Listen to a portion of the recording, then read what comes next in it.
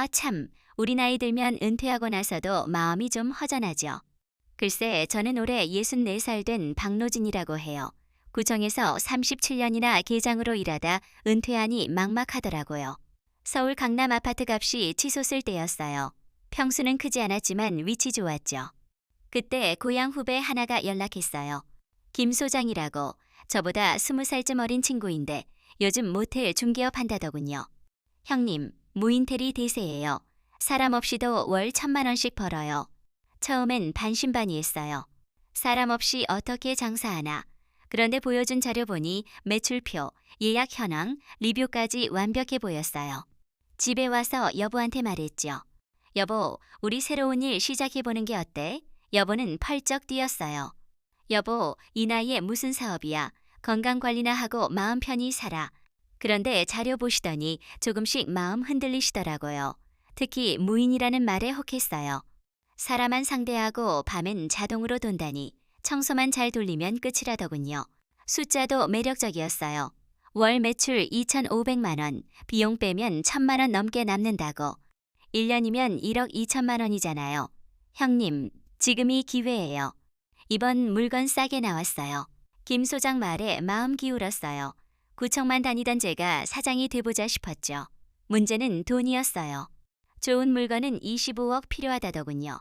우리 가진 건 아파트 하나뿐. 여보, 전 재산 걸어도 괜찮을까? 안 되면 팔면 되지. 지금 생각하면 순진했죠. 결국 아파트 팔고 모자란 돈은 모텔 담보로 대출받았어요. 고향 밀양에 있는 3층 건물 35개 방, 겉보긴 괜찮았어요. 형님, 위치도 좋고 공장 많고 고속도로 가까워요. 계약하며 주인이 농담처럼 청소만 잘 돌리면 끝이에요 했는데 그때는 진짜 그런 줄 알았어요. 집으로 오는 길, 여보 손잡고 여보, 이제 새로운 인생 시작이야. 그러게요. 그런데 걱정돼요. 그때만 해도 모든 게 순조로울 줄 알았죠.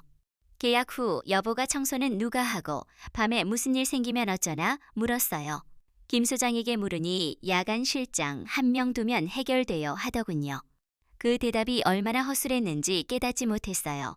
잔금 치르고 소유권 이전 끝냈어요. 25억 들여 무인텔 사장이 됐죠. 이제 돈벼락만 남았다 싶었어요. 그런데 잔금 치른 후 김 소장이 형님 공사 시작해야 해요. 리모델링, 키오스크, 카드키, CCTV.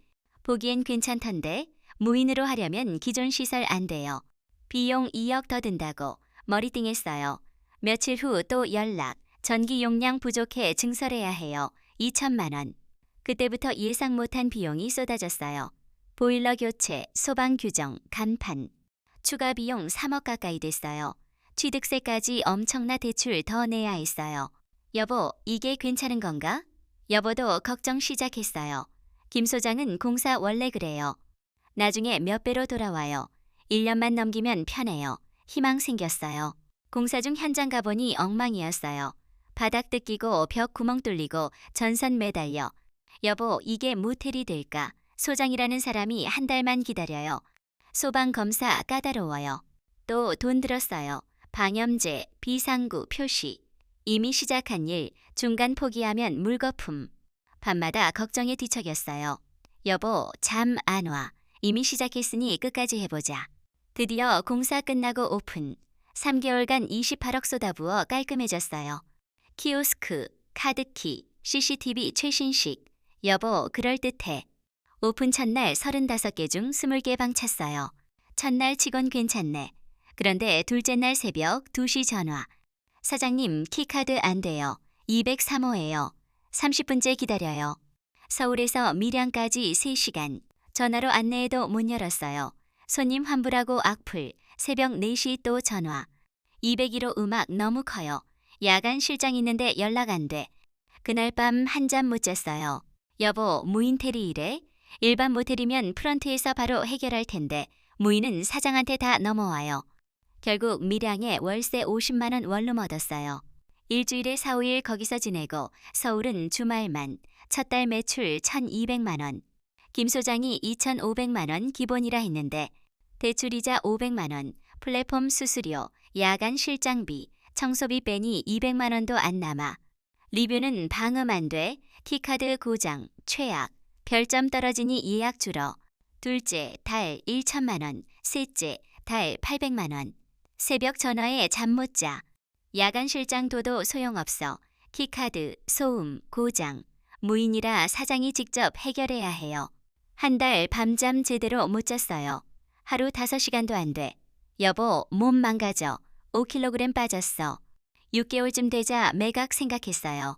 건강 해치고 적자 계속. 부동산 돌며 매각 문의. 한 중개인이 김 소장 소개받았죠. 낡은 모텔 싸게 사서 최소 리모델링, 가짜 예약 부풀리고 리뷰 조작해서 비싸게 떠넘기는 수법이에요. 가슴 철렁.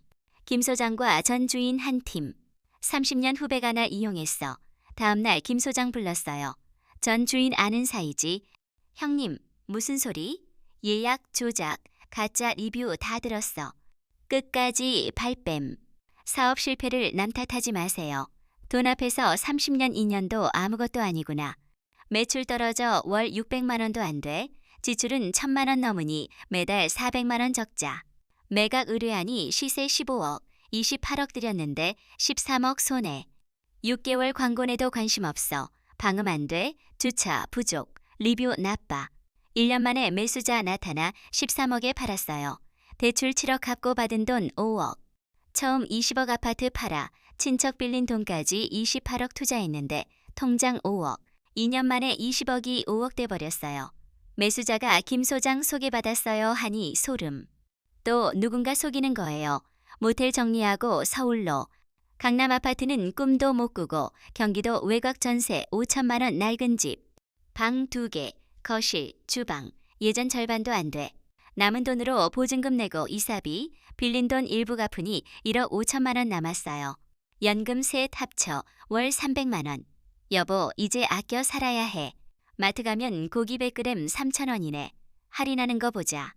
예전엔 가격 안 보고 샀는데 이제 하나하나 따져. 동료 만나면 눈치 보여. 사업 잘 돼? 그럭저럭. 15억 날렸다고 어떻게 말해. 몇 달 지나 적응됐어요. 시장 장 보고 집에서 요리하고 저녁 공원 산책. 여보, 예전보다 지금이 평안해. 맞아. 걱정 없잖아. 대화도 많아졌어요. 형님께 빌린 돈 조금씩 갚아. 급하지 않으니 천천히. 형님, 죄송해요. 형제간에. 인간정이 소중하구나. 이사 첫날 라면 끓여 먹었어요. 여보, 라면 이렇게 맛있었나? 오랜만에 배고파서 먹으니 더 맛있었죠. 밤에 후에 밀려와도 TV 투자 뉴스 피했어요. 6개월쯤 부산 바다 낚시 갔어요. 파도 소리, 바람 소리, 마음 편안. 내가 왜 바쁘게 살았지? 15억 잃고 시간을 얻었어요. 새벽 전화 없고 사장님 부르는 소리 없어. 여보, 돈 잃었지만 시간 찾았어. 늦었지만 철들었네. 지금 아침 산책하고 시장장 보고 집밥 해먹고 도서관 가서 책 읽고 주말 여행 가요. 소박하지만 행복해요.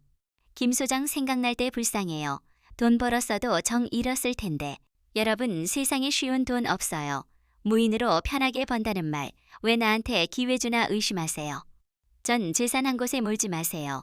모르는 분야엔 발 담그지 마세요. 사람 너무 믿지 마세요. 돈 잃어도 괜찮을 여유 있나? 스트레스 견딜 수 있나? 분야 아나, 확신 없으면 하지 마세요. 15억은 비싼 수업료지만 값진 깨달음이었어요. 건강, 가족, 평범한 일상이 소중해요. 여러분도 진짜 행복 찾으세요. 건강하시고 평안한 날들 되세요.